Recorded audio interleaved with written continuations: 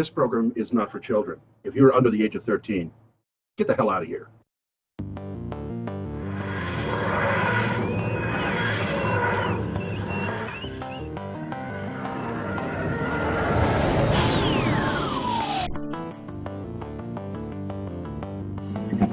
From the deepest, darkest recesses of Dangerous Nerds headquarters, Keith Moncrief and Gary Pissell.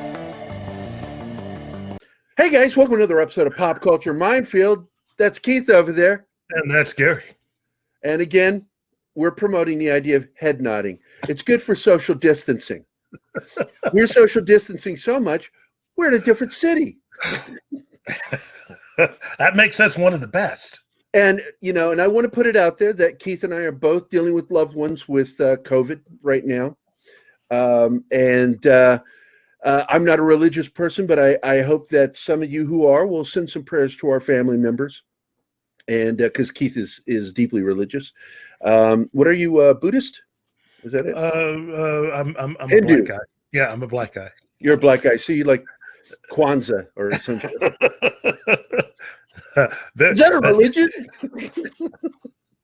But anyway, this is and you can see up in the top right corner, this is a Geekosity episode, and we're going to be talking about our buddy Mikey Sutton.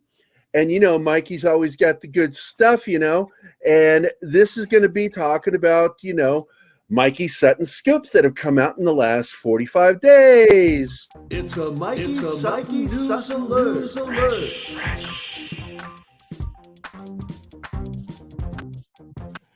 Yeah, I love those little things I do. So, I mean, these aren't really scoops that we're doing. What we're doing is we're re-scooping. We're going over things. So let me do the other video that I did that's fun.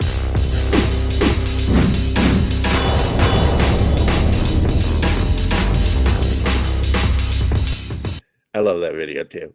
Me too. That's good. So we're going to get into this, and I'm going to bring up the old screenaroo here. Boom. And of course, the first thing we're going to talk about is his scoop on Marvel's studio head, Kevin Feige, secretly consulting on The Mandalorian, which is no big shock to me. We kind of thought that was going on behind the scenes anyway. Yeah. And again, given some of the things that have been reported this year about how things are working behind the scenes at Lucasfilm, this probably is one of the few things that's pretty much keeping everything together at Lucasfilm as far as Jon Favreau is concerned and what he's doing. I mean, seriously, the madness at Lucasfilm right now is just unbelievable. And it is really beginning to look like Kathleen Kennedy isn't going anywhere. So Jon Favreau needs all the help he can get. And now that those of you out there who have seen the final episode of the season for The Mandalorian know that looks like Mandalorian's going to get a few spin-offs from this season. So the Book of Boba Fett, yes, and the Ahsoka Tano series, yes, among other things. I'm sure they'll try to pull out some more, but those are the two big ones. And I think that having someone like Kevin Feige helping Jon Favreau out is gonna really do well for at least the Mandalorian portion of the Star Wars universe.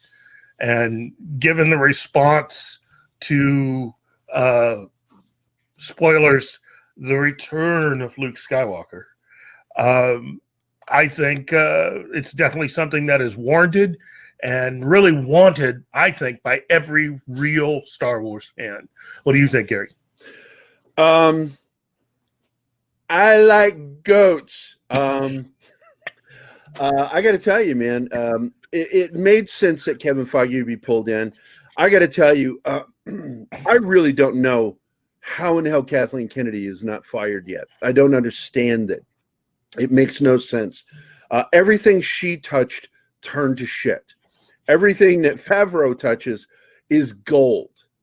And it's like, this is a logical thing that should happen. And yet we seem to keep seeing her, like Jurassic Park with that mirror, looking Yeah. back at that T-Rex, and it says things are closer, than they appear in the mirror. Yeah. That's what it feels like with Kathleen Kennedy. She's chasing us, and I think chasing Kevin Feige and Favreau and Filoni.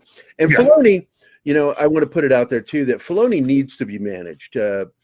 He was managed by George Lucas previously, and after the deal, he was still being managed by Kathleen Kennedy, and now he's being managed by Favreau.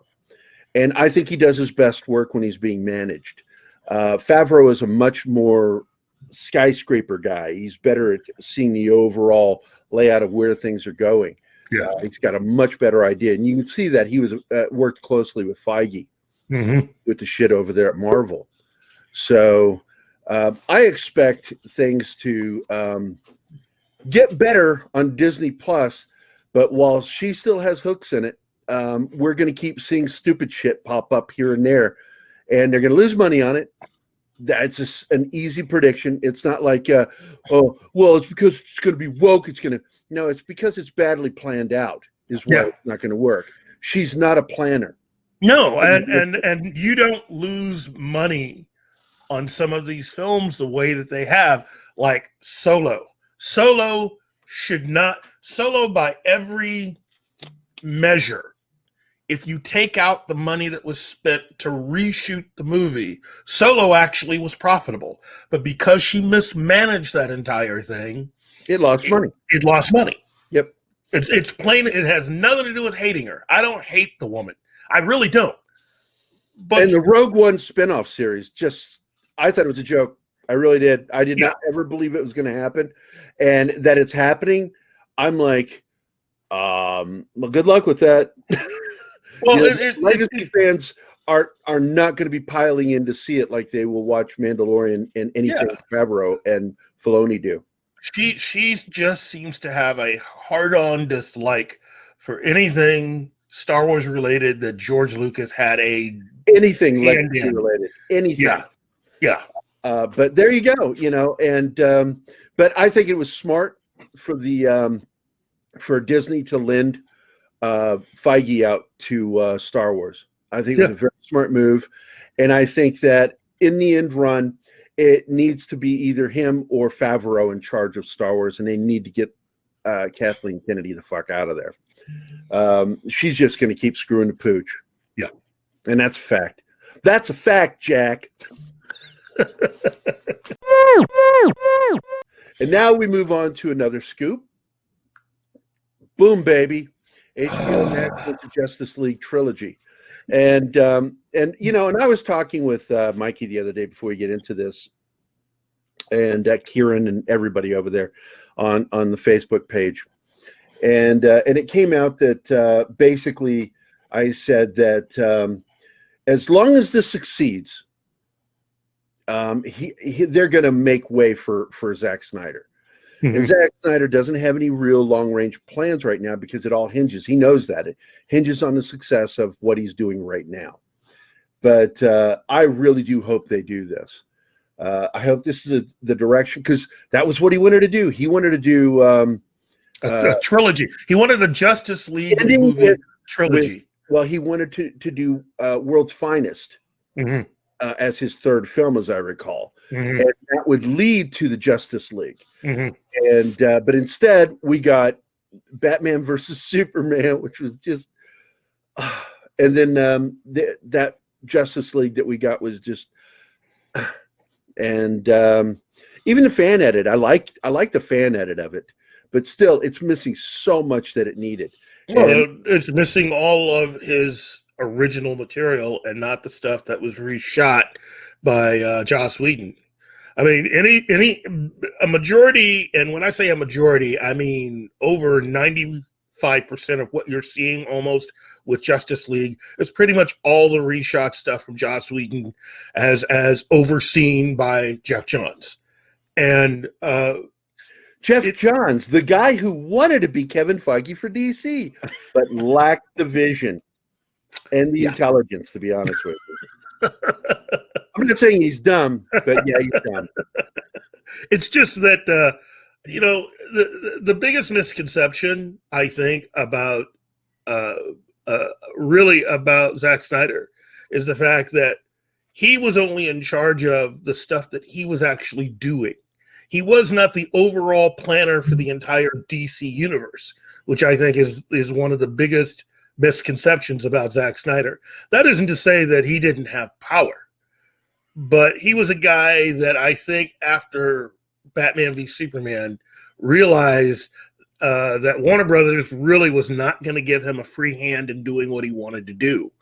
And so why even be the guy in charge? That's kind of like saying that Joss Whedon was the one in charge of the MCU. At no time was anybody outside of Kevin Feige in charge of the MCU. And the biggest difference is that because there was no out there visible person in charge of the DC films, it was easier for people or those not in the know to just assume that the man in charge was Zack Snyder, when in actuality, he wasn't.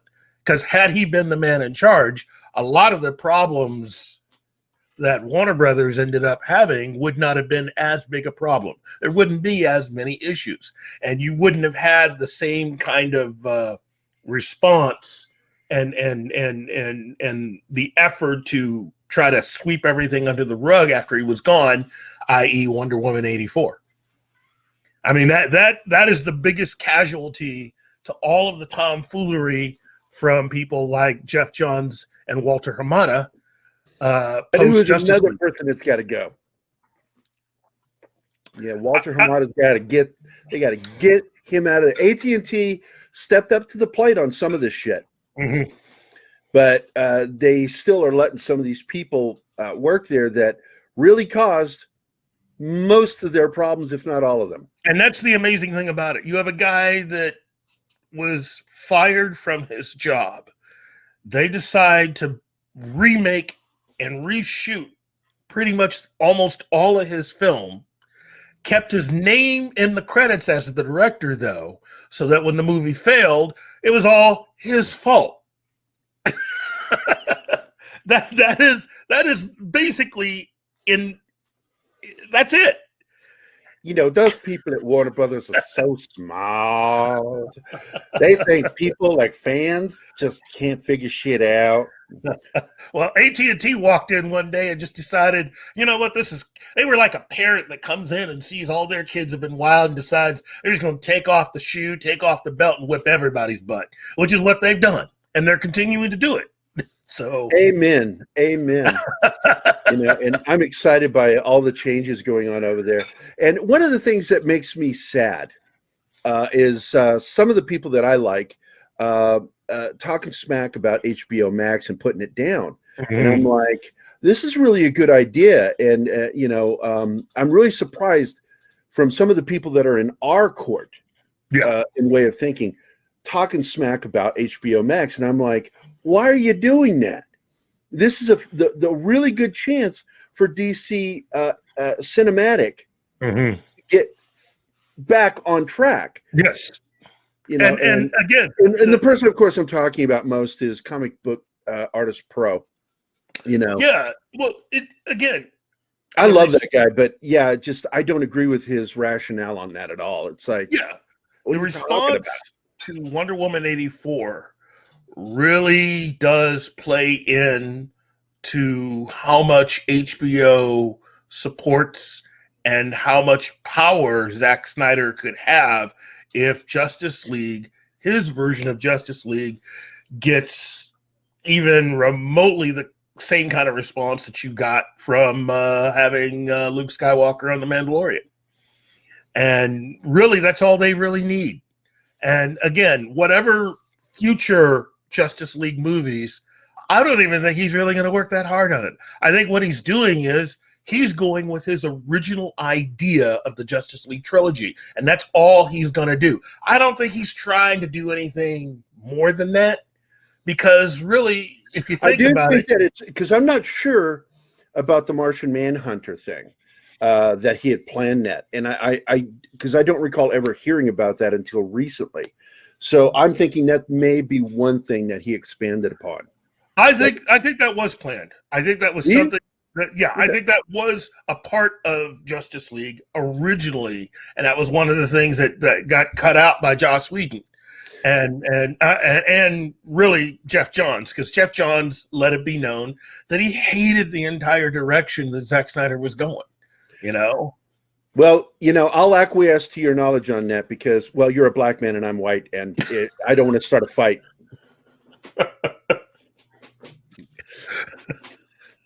Gary, why are you such a racist? I don't know. It makes Keith laugh. That's why I say these things. Well, let's move on to our next little piece here, which is the Red Hood. Yeah. This is interesting. Let me just say that while it does look like Greg Berlanti's Titans series will be tacking into this particular direction, my opinion of that whole thing is, look, guys, you're a little late on that one. Titans could have been so much more than what we've seen up to this point. And they're taking so much time to try to do a lot of this stuff that it's unreal. So having DC Films come on the scene and say, hey, this is a good character, we can do this, I'm all for it. Anything that can get us further down the Batman road, I'm all for. And again, this is DC's major character. Whether you like what they've done with the character at this point or not, whether you are a fan of Ben Affleck's version or a fan of the upcoming The Batman, Batman's just a cool character, and Warner Brothers would be dumb. What is your take on Pattinson taking shots at his director? So hard. He made us work. So hard. I made us do takes. I'm like, what? All I got out of that was, you're a giant pussy. That's what you are. You're a big old fucking, I want to complain about shit because I just want to drink my Perrier and eat my M&M. You're getting paid so much money, and you've got trainers. Pattinson is trying to fuck his own career. He really is. He's trying to latch on to this other kid from that played Cyborg, and it's like, no, this is completely fucking different. What he's describing was abuse. What you're describing is doing your fucking job. You signed the contract. You spent the money. I can't really feel that bad for you. Now, my last 2 cents on this is anything dealing with Greg Berlanti. He is the other fucking idiot over at DC, and he should be jobless. That guy should. Now, he does good stuff outside of comic book stuff. He's a liar, an inveterate liar, and rightly so. Lying, saying that he's a big comic book fan. Fuck you, Greg Berlanti, you lying sack of shit. You are not. No true comic book fan would do what you did. Especially basically what ended up happening with Titans. Titans alone should have got you. If they actually had, membership cards for being comic book fans, that would have gotten yours taken away, man. Yeah. I mean, this is, my it's Happy New Year and fuck you, Greg Berlanti. My first fuck you, Greg Berlanti of the year. And, but I am interested to see what they do with the Red, because this has to, and I'm hoping ties in with what Zach was doing, that Todd was killed by the Joker and became the Red Hood in that film, in that universe. Mm-hmm. I hope so too, but again, we don't know. And again, I'm a big fan of just letting Snyder do whatever he wants. Again, as I tried to say last time around, I really do think that this is painful for him as a filmmaker and as a parent to continue to work with this. I mean, he's doing it mainly because the fan response is there. It's the fan response, and he appreciates the support from AT&T. That's right. But outside of that, I don't think he'd be working. There's there's personal conflict involved with this. He's having to deal with people who stabbed him in the back, and they need to be gotten rid of. But I do want to, say that Keith and I have talked about this for a while, and I learned this because of being friends with Keith, that Zack Snyder was not to blame for the mess that was Man of Steel. And Henry Cavill is the best Superman we've had since Christopher Reeve. And he's got all the qualities. Well, he understands the character. I've seen him in 2 interviews where I'm like, why didn't we see that in the films? Because he understands who Superman is.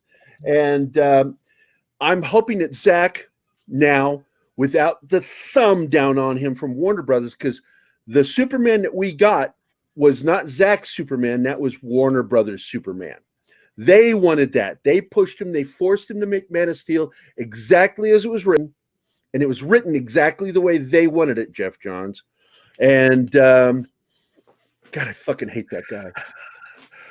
Greg Berlanti and Jeff Johns are just like the biggest fucking DC assholes out there. And you got to understand. I mean, I get it. Warner Brothers was dropping a lot of coin, but the where your success lies is in hiring talent and then allowing that talent to do what it needs to do in order to further what they, in order to create something that fans and audiences will love. If you end up hiring somebody that's doing something that you don't want, you have the option of firing them well before you get to a point where you spent a lot of money. Yeah. And both Lucasfilm and Warner Brothers have continuously found different ways of making excuses for the fact that they kept people on well past. I mean, who do they think they are? Fox? I mean, and we saw what good that did them. So, yep. We're going to move on to the next one, which I'm actually pretty excited to hear about because I liked this character in the comics. And that, of course, is Kit Harington's Black Knight, developed as breakout star for Eternals Captain Britain crossover. And I loved Captain Britain, and I liked the Black Knight. That was good stuff. It was Britain's version of Captain America. Yeah, look, anything that can get us to that particular character. Captain Britain was so much fun when he came into comics. Having that character, that background, and the books that he was in. For me, Excalibur is one of the best non-X-Men books of its period. I agree. And it was just a lot of fun. It was a lot of fun to read. And if they could take that and translate that into a film, you will have another winner, a big winner. A lot of you out there who've never heard of Captain Britain before, you are in for a treat if they end up developing this the right way. This is going to be so cool. So cool.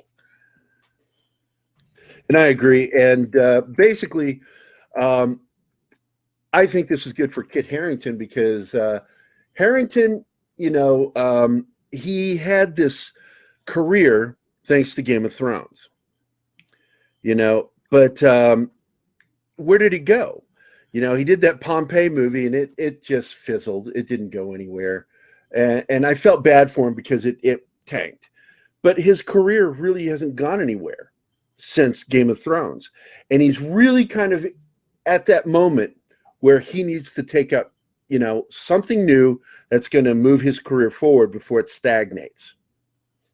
And what do you think about that? I agree. He is an actor that has got a lot of upside to him. And now that he's free of Game of Thrones, he's pretty much willing to do whatever is necessary. He just needs to find the part that will help jumpstart what needs to happen as far as, like, for instance, becoming the Black Knight is really cool.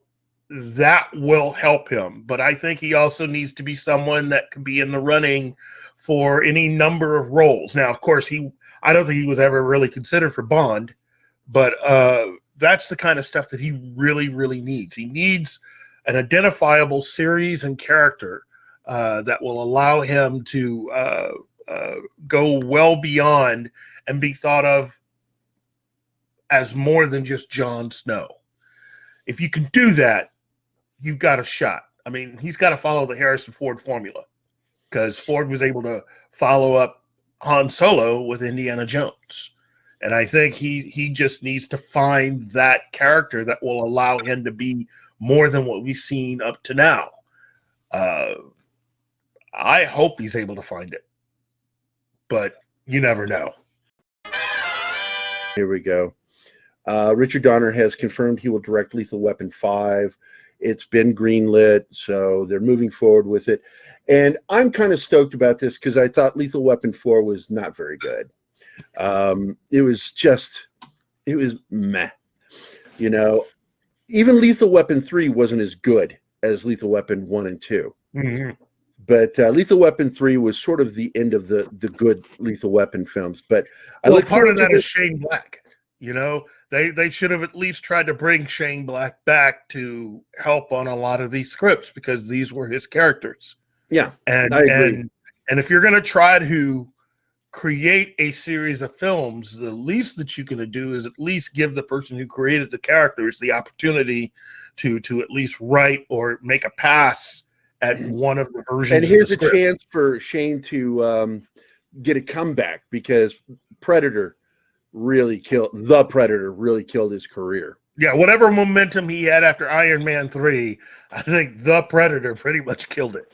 So. Yeah, just it's kind of sad because I like his other films, The Good Guys. I love Kiss Kiss Bang Bang. Two of my favorite buddy cop type films. You know, if there was actually somebody actually in charge at DC, I'd say hire Shane Black and pretty much just do The Question. But that would be the smart move. And while you got Hamada in charge, that ain't gonna happen. Maybe JJ. Oh. I don't want to get started on JJ. It's a new year. I just kind of, I don't want to be that guy, but come on, COVID, come on. You're hurting good people, and there are people out there that deserve you, that worked for it. Oh man, yeah, I'm a dick. Well, I guess that's it for this. The one thing I do want to say is I look forward to hearing Mel Gibson, his rigs, finally say, "I'm getting too old for this shit." Yeah. Now that he's too old for this shit. With that, guys, Happy New Year. This is our 2020 roundup, wrap up for Geekosity for the last, predictions and scoops by Mikey Sutton, who is a good friend of ours. We talk to him every day. And we want to say, give a shout out to our cohorts at Pop Culture Minefield, which of course include our new director, yay, my old friend, Charlie Bruce. He's like, why do you keep calling me old friend? And I'm like, because you're older than me. And of course, to Dee Dee Crowley, Devin, who we were hoping she would be able to join us, but she's dealing with her child today. And we want to get Brittany back on the show. And of course, to Jim Woodward, who is also a childhood friend of mine, old friend of mine, even though technically I'm older than him by 5 months. And then, of course, Craig, who doesn't work on the show anymore. We still love you, Craig. And to Susan, who doesn't work on the show anymore, but we love you. And anybody you can think of. Your brother. Yes. My brother, all my brothers, really, because they all watch the show. And my I just friended another one. See? So all my brothers, my parents who are going to watch this episode. I'm sorry for the bad language, but Keith brings it out of me. He tells me my parents are going to watch, so make sure you cuss a lot. I'm like, okay, I will. He texts me during the show. Make sure to drop an F-bomb here. Trouble, man. He's a naughty boy. I hope he gets coal in his stocking next year.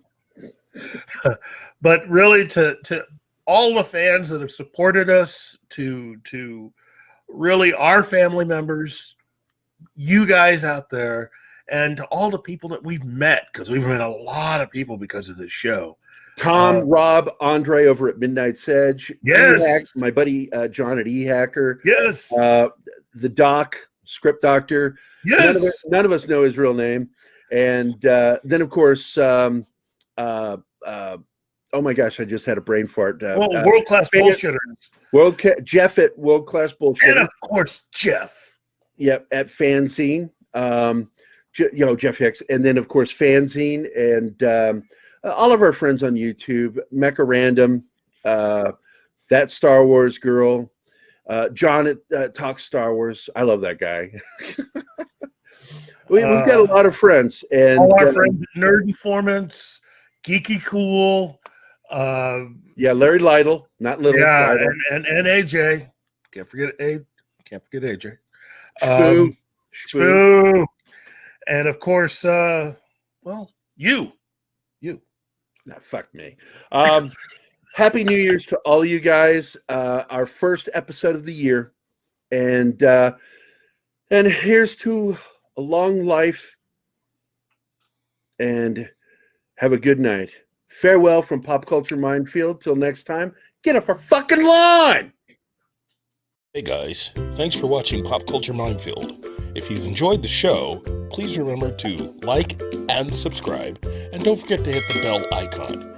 Remember, you can find us at Pop Culture Minefield on both Facebook and Instagram. Thank you again.